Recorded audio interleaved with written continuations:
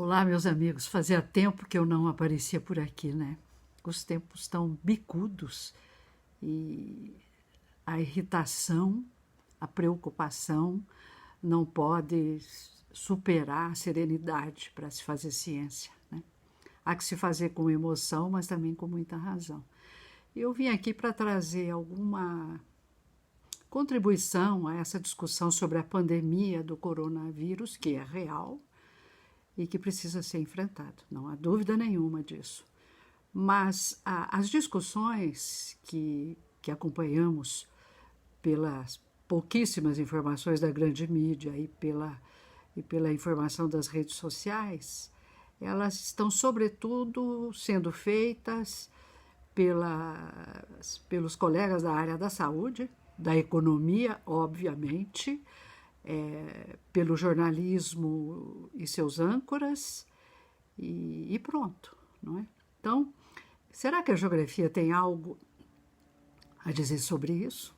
Nós que temos a obrigação de conhecer e compreender o espaço de vida do homem e da mulher, que é o espaço geográfico. Então, me acompanhe, por favor. Há um vírus que está se expandindo, sobretudo no hemisfério norte, por enquanto, mas já está chegando no hemisfério sul, sem alarmismos, porque se compararmos a quantidade infectada, a quantidade de mortos, com a população do mundo ou dos países onde ela está atuando, é irrisória, não é? Só que esse vírus é um vírus democrático, e muito pelo contrário, um vírus de classe alta, porque ele viaja de avião, não é mesmo? Essas coisas todas me fazem rir um pouco, apesar da seriedade. Pensem comigo, esse vírus nasce na China, numa província da China. Por que na China? Que hoje é, sem dúvida nenhuma, a grande líder da economia global. O império da economia global, se a gente quiser usar uma linguagem dos meus tempos. Por que a China?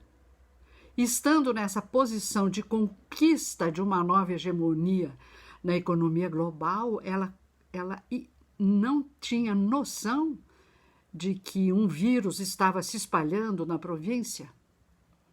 Não vou dizer o nome, porque eu vou dizer errado, mas todo mundo sabe, está na imprensa.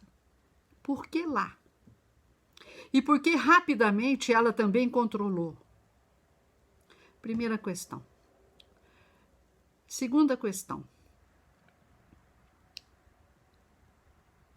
E por que se espalhou pela Europa rapidamente? Segunda questão. Sabemos todos que há uma potência mundial que viveu da guerra no século XX e que está perdendo a parada hoje. Os meus colegas da área de política e de geopolítica sabem disso. E eu quero aqui fazer um parênteses e chamar a atenção, coisa que já fiz nos meus vídeos, que a nova racionalidade do mundo não é econômica. Não adianta falar de prejuízos, de sobe e desce inflação. O que resolve isso não é mais a produção e o consumo, mas a decisão política sobre a produção e o consumo. A racionalidade é política, já nos ensinaram os filósofos na década de 70, 80, 90 do século passado. O que tem a dizer o império perdedor, estou falando dos Estados Unidos da América do Norte, neste momento da história do mundo, onde essa mesma liderança do século XX tem um governo de extrema-direita e que está reagindo duramente no mundo inteiro e intervindo em eleições no mundo inteiro, como nós já sabemos. O que é que essa potência tem a dizer, além de ficar na retranca, cobrando dos cientistas vacinas rapidamente, quando essa linha de atuação política no mundo inteiro condena a ciência e a educação para sobrepor a ela, mas através dela, a sua ideologia? Eu fico aqui me perguntando, não é? Por que tanta preocupação com essa pandemia que é nova, e nenhuma preocupação com o problema da fome, o problema da miséria, que se fizermos a mesma conta que eu já sugeri de comparar a mortalidade e a abrangência dos indivíduos nelas envolvidos, a fome e a miséria sempre matou mais do que qualquer pandemia ou qualquer epidemia. Por que esse pânico? Eu acho que a crise mundial hoje tem alguns ingredientes e algumas ferramentas.